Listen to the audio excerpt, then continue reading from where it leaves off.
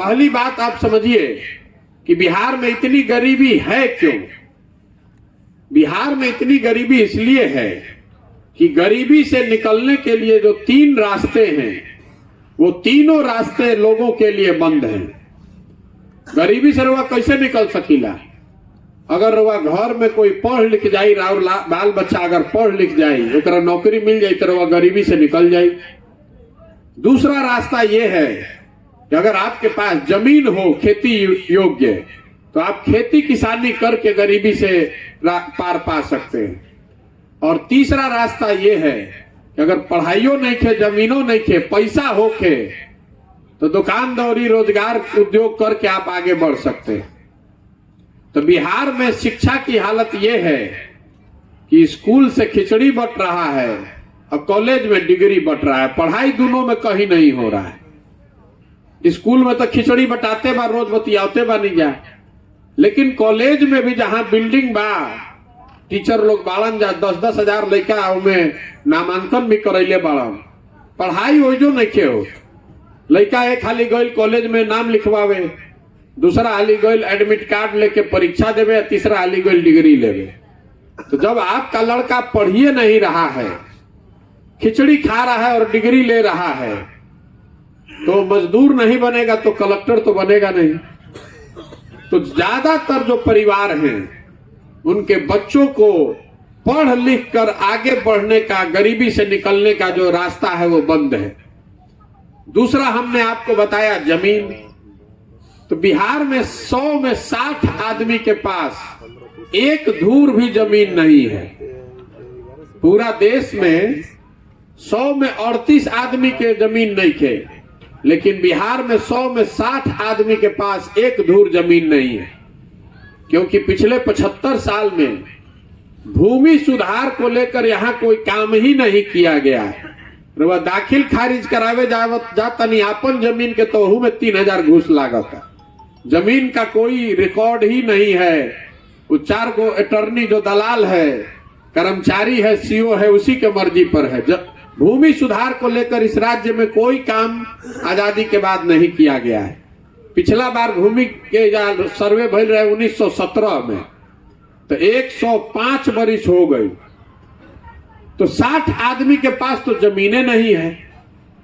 जो 40 आदमी के पास जमीन है उसमें भी 90% मतलब 36 आदमी के पास 1 एकड़ से कम जमीन है। तो जो बिहार में खेती किसानी होती है, जो लोग खेती करता है, वो खाने वाली खेती है, कमाने वाली खेती नहीं है। रुआ इतना छोट जमीन बाकी रुआ उहे उपजावत नहीं कि बाल बच्चा खाना खा ले। उस खेती से आपको कोई आमदनी नहीं होती है। तो 100 में 4 ही आदमी बिहार में खेती करने वाला ऐसा है जो खेती करके कुछ कमा रहा है। बाकी आदमी या तो खेत जोत के खा तड़न, ना तो जरा जमीने नहीं खे ओकरा कोनो उपाय नहीं खे। और तीसरी बात है, अगर आपके पास पूंजी हो, पैसा हो, तो आप कुछ रोजगार धंधा करके अपना जीवन सुधार सकते हैं। तो बिहार में पूंजी है ये नहीं खे। कि पूंजी काहे नहीं खे, बात रहो ध्यान से समझी। ये बात आपको कोई नहीं बताएगा। पूंजी समाज में आता कहां से है? पूंजी आता है जो पैसा आप और हम कमाते हैं, इस पैसा में जो बचत होती है। मान ली 100 रुपया कमाईनी, 25-30 रुपया बचल, तो 25-30 रुपया रहो बैंक में जाके रखो। तो समाज के स्तर पर बैंक में जो पैसा जमा होता है, उसी पैसे को बैंक लोन देता है, ऋण देता है, ताकि आप घर बनवा सकें, गाड़ी खरीद सकें, कृषि लोन लीजिए, एजुकेशन लोन लीजिए, उद्योग धंधा के लिए ऋण लीजिए। तो बिहार में इसको नापने का पूरे देश में एक पैमाना है, CD रेशियो, मतलब कितना पैसा बैंक में जमा भइल, कितना पैसा बैंक वाला लोन देलन। तो पूरा देश में जितना पैसा हमने के बैंक में रखीला जा, ओकर 70% मतलब 100 रुपया रवा बैंक में जमा करब तो 70 रुपया बैंक वाला लोन के तौर पर रवा के दी। बिहार में ये दर है 40%। तो इसका असर क्या होता है? पिछले साल इस गरीब बिहार की जनता ने हमने आपने सबने मिलके 4,21,000 करोड़ रुपया बैंक में जमा किया। 4,21,000 करोड़ रुपया बिहार के लोगों ने बैंक में जमा किया और 70% के हिसाब से बैंक को 2,80,000 करोड़ रुपया लोगों को ऋण देना चाहिए था, उद्योग धंधा करने के लिए, घर बनाने के लिए, गाड़ी खरीदने के लिए। लेकिन बैंकों ने दिया कितना? 1,61,000 करोड़। बाकी पैसा कहां गई? बाकी 2 लाख करोड़ से ज्यादा पैसा को बैंकों ने बिहार से उठाकर उन राज्यों में भेज दिया जहां पर उद्योग धंधा लग रहा है। कर्नाटक में, आंध्र प्रदेश में, तेलंगाना में, केरल में, गुजरात में, महाराष्ट्र में। तो आज तक सुन ले ओखब के इजा से मजदूर जालन। कुछ आदमी यो कहन के लड़का पढ़े बाहर जाता सन।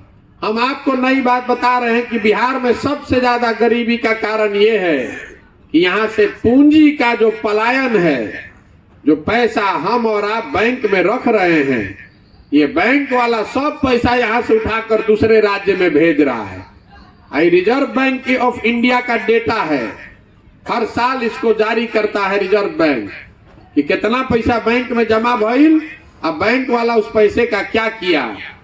तो 1990 से लालू जी से जब से मुख्यमंत्री भइलन, 1990 से लेकर पिछले साल 32 वर्ष में बिहार में बैंकों ने 26 लाख करोड़ रुपया बिहार के लोगों का दूसरे राज्यों में भेज दिया। के कोई ना बतैले हुई पहले। आप बताइए, आपके पास पढ़ाई का सुविधा है नहीं, जमीन आपके पास है नहीं, और जो भी आप मजदूरी खेती करके 2 रुपया बैंक में जमा कर रहे हो, पैसा बैंक यहां से उठाकर भेज रहा है उन राज्यों में जहां उद्योग धंधा लग रहा है। तो आप गरीबी से निकलिएगा कैसे? रवा कतनो मेहनत कर ली, कोई सरकार बना ले, कतनो सरकार योजना ले आओ, आप यहां से गरीबी से नहीं निकल सकते।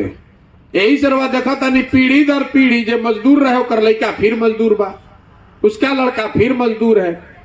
10,000, 20,000, 50,000 में कोई एक आदमी पढ़ लिख के बाहर चल गई, ओकरा नौकरी लागल तो ओकर घर परिवार सुधरल। लेकिन ज्यादातर परिवार के लिए शिक्षा, भूमि और पूंजी की व्यवस्था नहीं है। और जब तक इस मूल बात को नहीं आप समझिएगा, तब तक बिहार को कोई नहीं सुधार सकता है। ये 3 ही बात है। अगर बिहार में तरक्की चाहिए तो लोगों के लिए अच्छी शिक्षा व्यवस्था होनी चाहिए, ऐसी शिक्षा व्यवस्था जिससे लोगों को रोजगार मिले। अगर बिहार में सुधार लाना है तो भूमि सुधार का कानून लागू करना पड़ेगा। फिर से पूरा जमीन के नापाई होके के चाहिए, पता होके के चाहिए कि केकर जमीन कौन बा। अभी तो जगह जमीन बा वो करो, इतना लफड़ा बा कि ऊपर लोन नहीं ले सकता है। आप अपने जमीन को बेच नहीं सकते हैं। आधा जमीन तो मालिक घर मजरुआ में डाल दिया, जिसका जमीन है उस पर खेती नहीं कर रहा है। और तीसरा, यहाँ पर बैंकों में जो पैसा बिहार के लोगों का जमा हो रहा है, बैंकों पर ये रोक लगनी चाहिए कि आप बिहार के पैसे को बाहर नहीं भेज सकते हैं। हमने के कोई के दूसर के पैसा की जरूरत नहीं है। जो पैसा बिहार के लोगों का है वो तो हम लोग को मिलना चाहिए। जरा अंदाजा लगाइए कि 20 लाख 25 लाख करोड़ रुपया अगर बिहार के लोगों को ऋण के तौर पर मिला होता तो कितना ज्यादा आदमी आज घर बनैले रहता, कितना आदमी गाड़ी खरीदले रहता।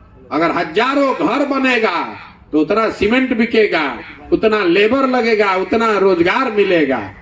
रवा जाता नहीं दिल्ली में घर खरीदे तो बैंक वाला लोन लेता सन, रवा के गिफ्ट अलग से देता सन कि भाई हमारा बैंक से लोन लो, हमार ब्याज कम बा। अब बिहार में आज भी 100 रुपया 5 रुपए के रेट पर आप लोन ले रहे हैं। गरीब आदमी को आज भी अगर 10,000 रुपया के लोन लेवे के पड़ जाओ, जरूरत पड़ जाओ कर्जा लेवे के, तो 5 रुपया सैकड़ा पर लोन ले रहा है। जो मध्यम वर्गीय परिवार है वो भी अगर घर का लोन लेना होता है तो 20,000 रुपया जाकर आप घूस दे रहे हैं। इतना यहाँ पूंजी का अभाव है। तो ये तीनों चीज सुधरनी चाहिए। सुधर क्यों नहीं रहा है? सुधर इसलिए नहीं रहा है कि आप और हम बिहार में हर 5 वर्ष बैठ के बात करते हैं कि बिहार में क्या खराब बा। जहां रवा चल जाए बिहार में, ऐजा सब कोई कुछ जाने चाहे मत जानो, राजनीति जाना था। 4 गो लड़कन के कहीं बैठा दी, घर में, दलान में, खेत खलिहान में, चौक चौराहा पर, चाय के दुकान पर, जहां 4 आदमी बैठी राजनीति बतियाई। यही बतियाएगा कि एजा कितना भ्रष्टाचार बा, एजा सड़क नहीं खे, एजा अस्पताल नहीं खे, एजा लड़कन के पढ़े के व्यवस्था नहीं खे, रोजगार नहीं खे। लेकिन जहिया वोट होई वो दिन सब चलाकी चल जाये, वो दिन सब बात भुला जाये। बिहार में वोट के दिन आदमी के 4 गो बात याद बा। पहला बात कि हमार जात का बा, आ के हमारा जात के खड़ा बा, चलो अपना जात वाला के जितावे के बा। जे जात से बच गई ओकरा के धर्म के नाम पर हिंदू मुसलमान, भारत पाकिस्तान, पुलवामा के नाम पर वोट लिया था।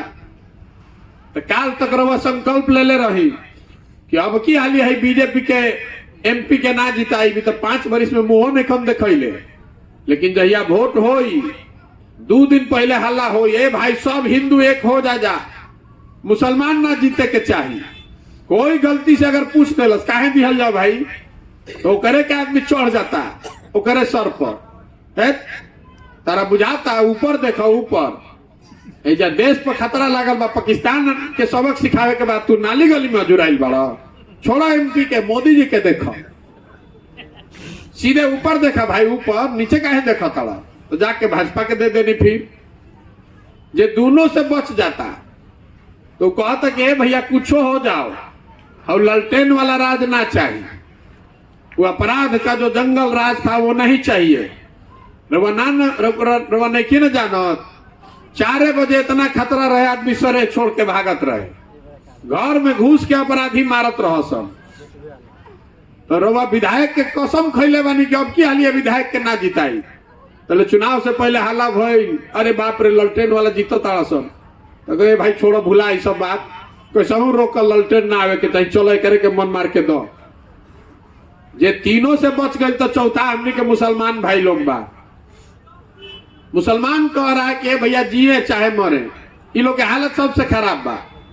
दलित से भी ज्यादा परेशान बेचारा मुसलमान है, लेकिन ये लोग कह रहा है कि जिए चाहे मरे। भाजपा के तो ना दे सकीला, जब भाजपा तो भैया मुसलमान विरोधी पार्टी बा। तो बिहार में बचल के, अरे बिहार में तो भैया 2 गो दल बा, एगो मोदी जी के भाजपा आ दूसरा लालू जी के ललटेन। नीतीश कुमार बेचारे के तो दले नहीं के बचल, कि कभी ललटेन पकड़ के लटकल बनन, कभी कमल के फूल पर बैठ के पौड़ा तड़ा। तो जनता के बुझाते नहीं के रहियन के ने। तो मुसलमान कह रहा है कि जिए चाहे मरे, भाजपा को दे नहीं सकते, तो ललटेने लौकता है, यही में किरासन तेल बन के जलल जाइए, करे के दबाव है भाई। तो इतना आदमी एजा बैठल मानी जा, ईमानदारी से बताइए इसी 4 चीज पर वोट पड़ रहा है भैया। तो जब रउआ जानते बानी कि यही 4 चीज पर वोट पड़ता, हम जानते बानी, तो नेतो सब जानना ताड़ा सुन। नेतो जान रहा बा कि भाई बिहार के जनता कतनो बतिया ले, गा के गरिया के वोटवा तो यही पर दिहन जा कहा। यही वजह है कि कोई काम नहीं कर रहा है। काहे काम करेगा भैया, ओकरा मालूम है बा कि रउआ वोटवा तो यही पर देव, जे करे के अभी माइक देव, सबे कही कि हमारा के नेता ठगता। अरे भाई आपको नेता कहां ठग रहा है? हम आपको कैमरे पर कह रहे हैं नेता आपको नहीं ठग रहा है। नेता अगर ठगता तो 1 बार ठग लेता, 2 बार ठग लेता। अगर वह हम 50 वर्ष से ठगाता नहीं जाते, कर मतलब कि कुछ गलती तो हमनिए में ना बा। अब की हाली प्रशांत किशोर आयल बान, तो प्रशांत किशोर ठग के निकल जाइए हम। अगर आपको समझ ही नहीं है, अगर आपको अपना और अपने बच्चे के भविष्य का चिंता ही नहीं है, तो कोई आई ठग के चल जाए। यही बताने के लिए पूरा अभियान ये शुरू किए हैं कि आपको भैया नेता नहीं ठग रहा है, आपको वही मिल रहा है जो कि आप जिस नाम पर आप वोट दे रहे हैं। रउआ बुझाता कि रउआ वोट बढ़िया देता नहीं, नेता गलत करता। हम आपको बता रहे हैं कि बिल्कुल ऐसी बात नहीं है। आपने वोट दिया है जात के नाम पर, तो जात के बात हर जगह होता कि नहीं के हो। आपने वोट दिया है भारत पाकिस्तान के नाम पर, तो जैसे ही रउआ टीवी खोलता है तो भारतीय पाकिस्तान सुनाई देता। आपने वोट दिया है 5 किलो अनाज पर, तो 1 किलो चोरी करके 4 किलो देते बड़ा सन। रवा वोट दिले बानी राम मंदिर पर तो राम मंदिर बनिए रहल बा। रवा वोट दिले बानी गुजरात के विकास खातिर तो राउर लड़का जाके सूरत में मजदूरी करते बड़ा सन, वजह फैक्ट्री लागते बा। अरे जो वोटवा दीजिएगा वही ना पाइएगा, बोइएगा बबूल तो आम कहां से खाइएगा। आपने बिहार में फैक्ट्री लगाने के लिए तो वोट दिया नहीं है, आप तो गुजरात में बुलेट ट्रेन बनता ये देख के रोज अरवा सीना पीटता नहीं आपको कि वाह बहुत बढ़िया देश के विकास हो गए।